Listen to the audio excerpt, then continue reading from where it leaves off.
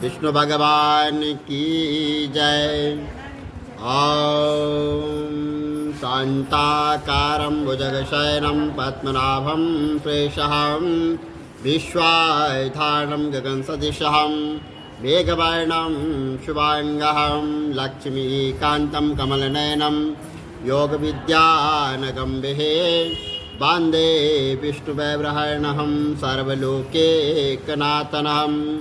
पापोऽहं पापकर्णाहं पापास्तं पापसम्भवे त्राय मां पार्वतीनाथ सर्वपापहरो भवः।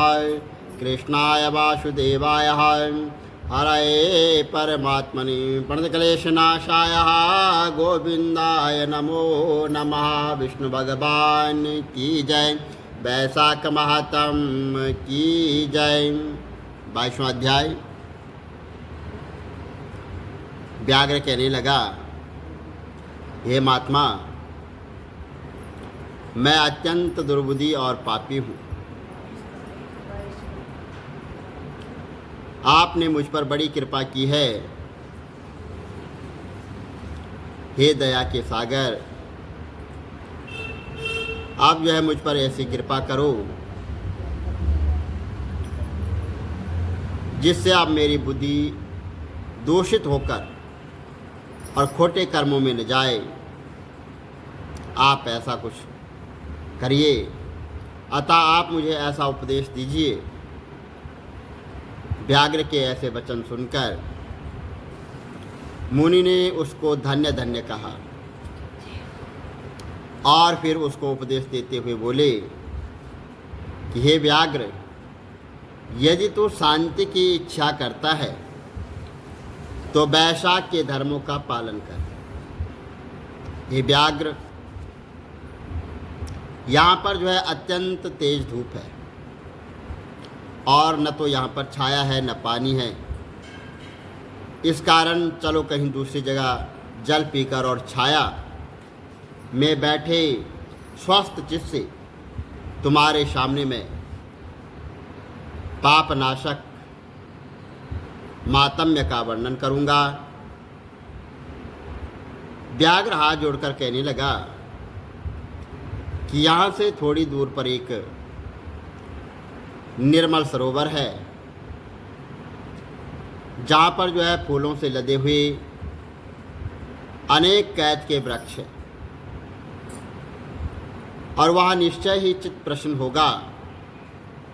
व्याघ्र की बात सुनकर शंख मुनि उसके साथ चल दिए और थोड़ी दूर चलने पर उन्होंने देखा कि एक निर्मल सरोवर है और मुनि ने उस सरोवर में स्नान किया। फिर देव पूजन कर और व्याघ्र के लाए हुए श्रमनाशक मीठे कैद के फल खाए।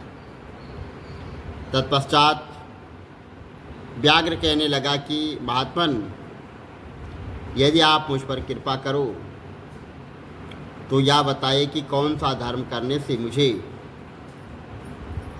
व्याघ्र की योनि जैसे बुरी योनि मिली है और आपका सत्संग हुआ है।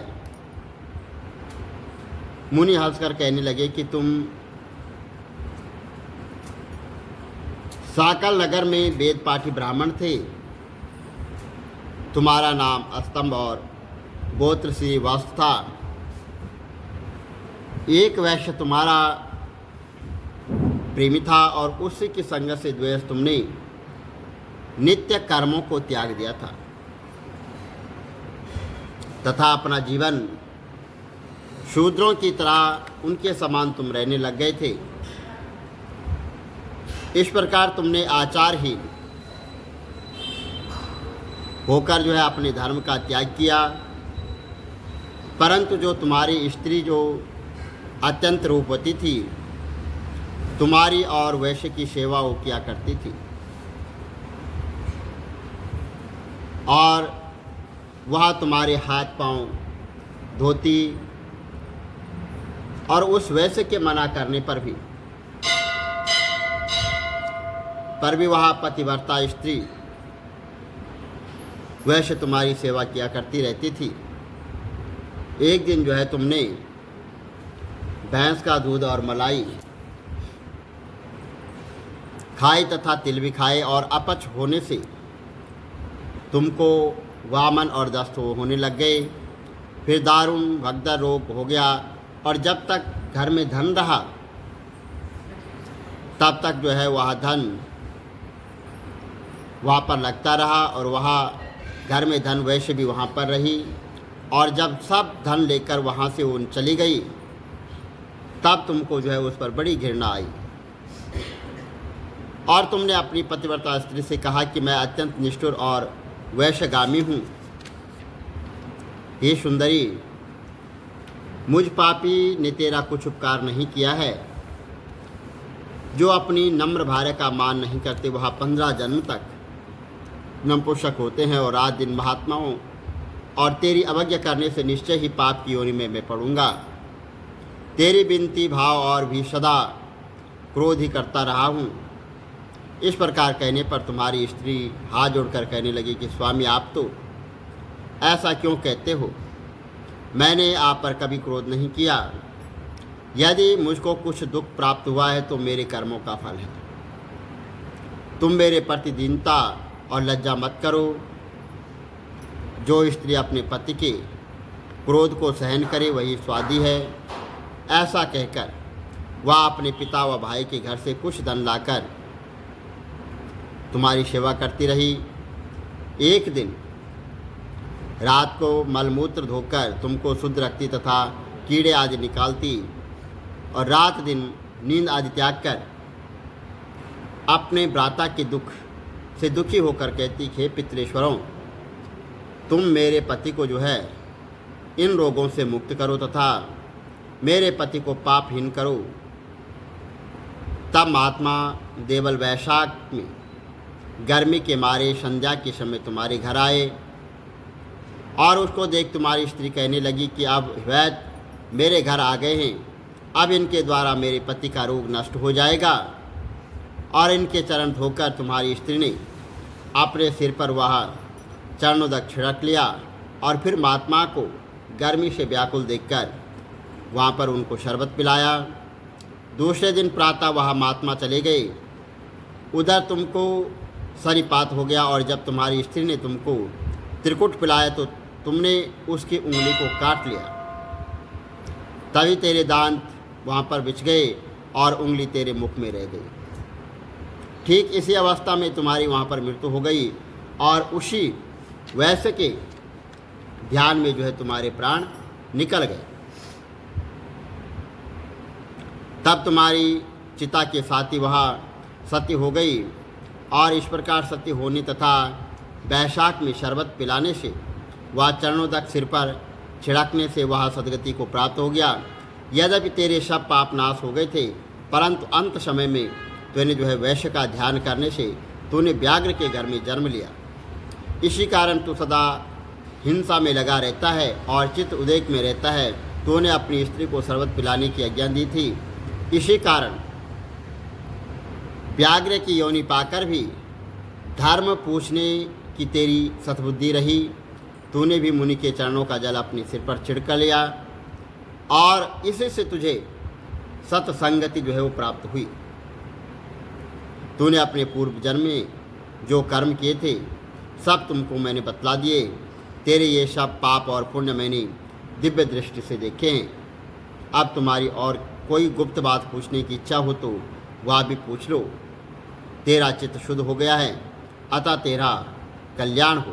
बोलो विष्णु भगवान की जय। श्री कमल नेत्र कटी पीतम्बर अधर मुरली गिरधरम मुकुट कुंडल कर लुट किया श्याम रे राधे वरम। तिरकुल यमुना धेनु आगे सकल गोपियन के मन हरम। पीत वस्त्र गरुड़ वाहन चरण शुक नित सागरम। करत केल कलोल निस्तिन कुंज भवन उजागरम। अजर अमर अडोल निश्चल पुरुषोत्तम अपरापरम। दीननाथ दयाल गिरधर कंस हिरणाकुशहनम दल फूल माल विशाल लोचन अधिक सुंदर केशवम वंशीधर वसुदेव चाय वाली चल हरि वामनम जल डूबते गजराकलीनो लंका चेजो रावणम सप्तदीप नभ खंड 14 भवन कीनो इक पदम द्रौपदी के लाज राखे कहाँ लोपमा करम दीननाथ दयाल पूरन करुणमय करुणा करम कविदात दास विलास नाम जप नित नागरम प्रथम गुरु के चरण बंदो यश ज्ञान प्रकाशितम आदि विष्णु जुगादि ब्रह्मा सेवते शिव शंकरम श्री कृष्ण केशव कृष्ण यदुपति केशवम श्री राम रघुवर राम रघुवर राघवम श्री राम कृष्ण गोविंद माधव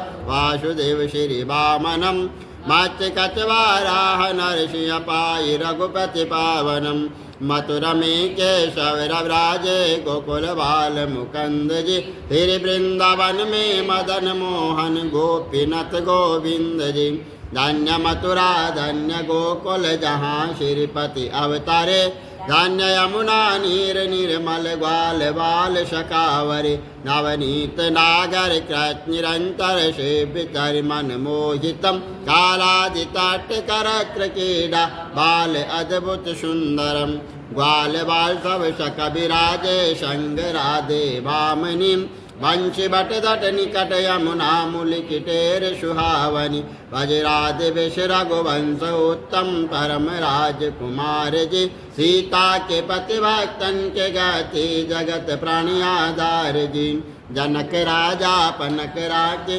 धनुष बाण चढ़ावहीं सती सीता नाम जाके श्री रामचंद्र प्रणामहि जन्म मथुरा केल गोकुल नंद के हृदय नंदनम बाल लीला पतित पावन देव की वसुदेवकम श्री कृष्ण कलिमल हरण जाके जो भजे हरि चरण को भक्ति अपनी देव माधव भव सागर के तरण को जगन्नाथ जगदीश स्वामी श्री बद्रीनाथ विशंबरम द्वारिका के केशवम प्रणवयम श्री कृष्ण अष्टपद पढ़त निस्थिर विष्णुलोक सगच्छतम श्री गुरु रामानंद अवतार स्वामी कविदत्त दास समाप्तवम श्री कमल नेत्र समाप्तवम प्यारे मुरलिया वाले बाकी मुरलिया वाले प्यारे मुरलिया वाले जीवन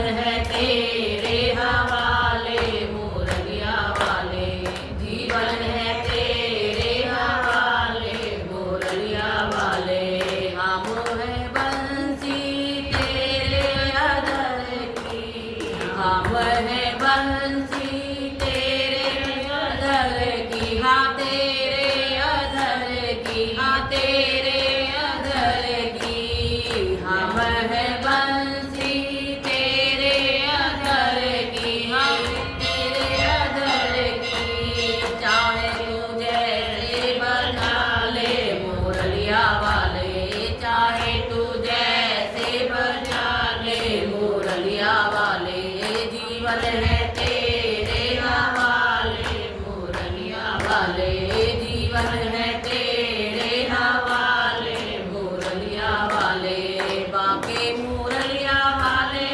प्यारे मुरलिया वाले बाके मुरलिया वाले प्यारे मुरलिया वाले जीवन है तेरे हवाले मुरलिया वाले जीवन है तेरे हवाले मुरलिया वाले हम कठपुतली तेरे हाथ की हम कठपुतली तेरे हाथ की हाँ तेरे हाथ की हाँ तेरे हाथ की हम कठपुतली तेरे हाथ की हाँ तेरे हाथ की हाँ तेरे हाथ की चाहे तू जैसे न चाले मुरलिया वाले चाहे तू जैसे न चाले मुरलिया